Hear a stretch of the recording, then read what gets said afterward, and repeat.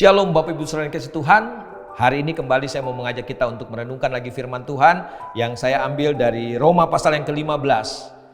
Kita akan membaca mulai ayat pertama sampai dengan ayat yang ketiga. Demikian firman Tuhan. Kita yang kuat wajib menanggung kelemahan orang yang tidak kuat, dan jangan kita mencari kesenangan kita sendiri.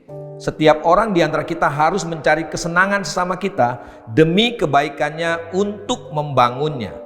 Karena Kristus juga tidak mencari kesenangannya sendiri, tetapi seperti ada tertulis, kata-kata cercaan mereka yang mencerca engkau telah mengenai aku.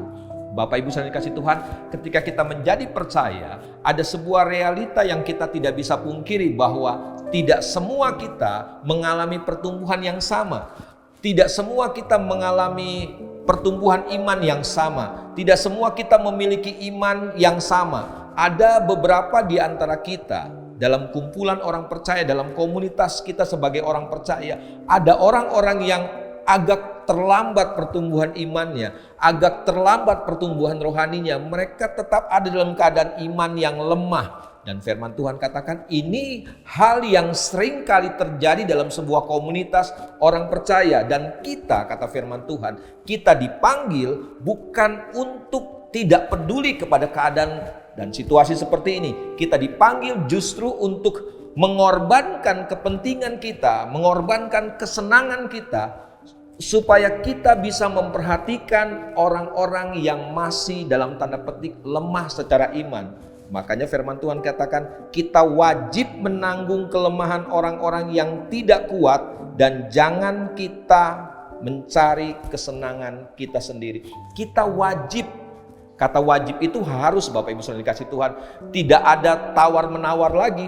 Kalau kita melihat ada rekan, ada saudara seiman kita yang lemah, kita wajib menguatkan mereka. Kita nggak boleh melihat kelemahan dan kekurangan mereka. Kita harus mengangkat mereka, membantu mereka, supaya mereka juga dibangunkan. Karena untuk itulah Tuhan panggil kita, untuk itulah Tuhan pilih kita. Kita dipanggil bukan untuk melemahkan, kita dipanggil untuk menguatkan. Kita dipanggil bukan untuk menghancurkan, kita dipanggil untuk membangun. Supaya di mana kita ada, di situ ada orang-orang yang dikuatkan. Di mana kita berkomunitas, di situ ada orang-orang dibangun. Nah, pertanyaannya buat setiap kita, sudahkah kita menguatkan orang-orang di sekitar kita? Mungkin ketika kita bicara dalam rumah tangga kita, dalam keluarga kita, mungkin ada suami yang lemah, ada istri yang lemah. Sudahkah kita sebagai pasangan menguatkan mereka? Mungkin ada anak-anak kita yang lemah. Sudahkah kita menguatkan mereka? Mungkin ada anak-anak kita yang hari ini mungkin jauh dari Tuhan. Sudahkah kita membangun mereka? Sudahkah kita mengingatkan mereka supaya mereka kembali datang kepada Tuhan, supaya hidup mereka dibangun? Ketika kita ada dalam gereja, dalam komunitas, sudahkah kita membangun saudara-saudara kita, menguatkan mereka supaya mereka mengalami pertumbuhan? Dan Bapak Ibu saudara dikasih Tuhan, teladan kita adalah Yesus Kristus. Tuhan kita memberi teladan yang luar biasa. Ketika dia datang ke dalam dunia ini, dia menerima semuanya, tidak terkecuali cercaan, hinaan. Dia terima semuanya. Supaya apa?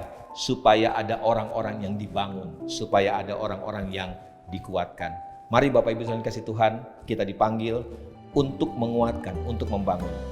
Bangunlah, kuatkanlah orang-orang di sekitar kita, supaya mereka mengalami pertumbuhan, supaya akhirnya Tuhan melakukan perkara-perkara yang hebat di tengah-tengah kita. Melalui kita semua, nama Tuhan dipuji, dipermuliakan. Mari kita tundukkan kepala kita berdoa. Bapa, kami mengucap syukur buat panggilan Tuhan dalam hidup setiap kami, buat kasih karunia Tuhan. Tuhan pilih kami, Tuhan selamatkan kami. Dan hari ini kami mengerti untuk apa Tuhan selamatkan kami.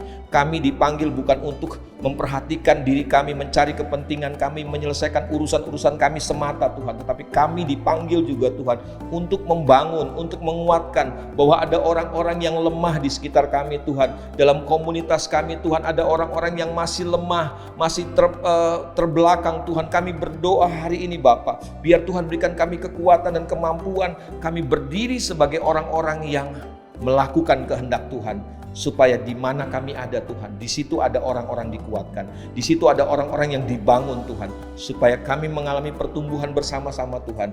Kami semua semakin hari semakin dewasa di dalam Tuhan, menjadi serupa dengan Engkau, dan Tuhan dipermuliakan dalam hidup setiap kami. Terima kasih Bapa Surgawi, sekali lagi terus kuatkan kami Tuhan, supaya kami boleh tampil sebagai orang-orang yang terus menguatkan, terus membangunkan. Terima kasih Bapa. Hamba berhenti bicara karena hamba terbatas, tapi hamba percaya bahwa firman yang keluar dari mulut Allah tidak akan pernah kembali dengan sia-sia. Dia akan mengerjakan semua kehendak Tuhan dalam hidup setiap kami. Terima kasih Bapa, demi nama Yesus Kristus Tuhan kami berdoa, mengucap syukur kepada Bapa di surga. Amin. Tuhan memberkati kita semuanya.